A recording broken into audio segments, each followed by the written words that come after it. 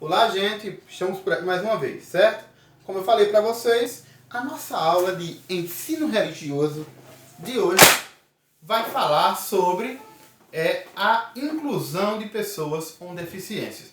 O que é incluir as pessoas? Incluir é trazer para o meio, é tornar membro. Ou seja, um exemplo de inclusão, não é inclusão de pessoas com necessidades especiais, mas vou dar para vocês agora um exemplo de inclusão.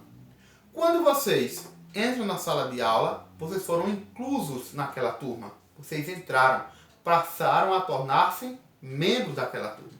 Então, a inclusão social também está relacionada a isso. Quando a gente fala em promover a inclusão, promover um mundo mais inclusivo, a gente está se referindo à importância da gente valorizar um pouco mais as pessoas que possuem algum tipo de deficiência. No livro, e nós vimos agora há pouco, O Silêncio de Júlia, percebemos a história de uma criança que tinha deficiência auditiva, ou seja, ela não ouvia. E por isso, ela tinha dificuldades de se relacionar com os colegas. Alguns não queriam brincar com ela. Por quê? Porque não tinha como se comunicar, por não saberem utilizar a Libra, a língua brasileira de sinais, utilizada por essas pessoas que possuem deficiência auditiva. Certo? Então, quando a gente vai falar nesse contexto, no ensino religioso, nós precisamos entender que, independentemente de ter uma necessidade especial, de ter uma deficiência ou não, todos nós temos o direito de ir e vir, o direito de exercer a nossa cidadania. E é muito importante que esse direito seja respeitado. Não é a deficiência que algumas pessoas trazem consigo que as torna incapazes de ser cidadão, que a torna incapaz de exercer com eficiência a sua cidadania, poder trabalhar, poder estudar, poder participar de atividades na comunidade e na escola. Não. Nós sabemos e, dependendo da deficiência que a pessoa possua, ela pode trazer consigo alguns limites, não é? Ter alguns limites a serem superados e a serem respeitados. Mas esses limites não tiram dela o direito de ser cidadã, de participar, de tornar-se membro da nossa sociedade. E ainda é importante lembrar que a igualdade é um princípio também preservado pelo divino. Deus nos trata com igualdade. Para Deus nós não somos. Não existe o que é melhor, o que é pior, independentemente da nossa situação física, né? Independentemente de nós termos ou não algum tipo de deficiência.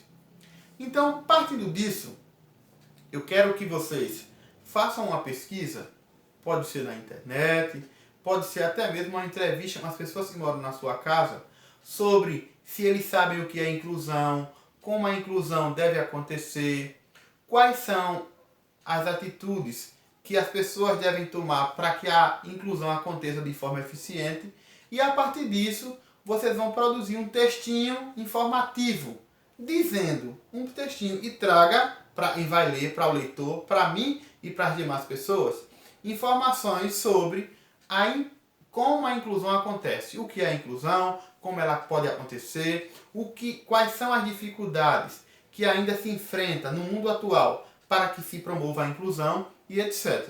Certo?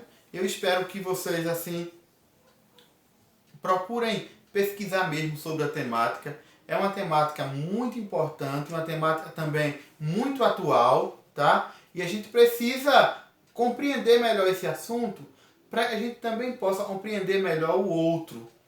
Porque quando a gente fala em inclusão, nós estamos rompendo a barreira entre nós e o outro, e entre o outro e nós, certo?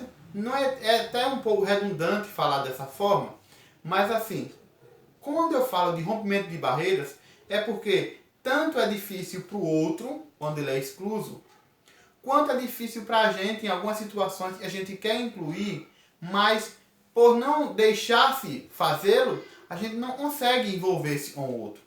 E quando a gente vai permitindo que essa inclusão aconteça, a gente vai percebendo que vai se facilitando a comunicação e a interação entre as pessoas, certo?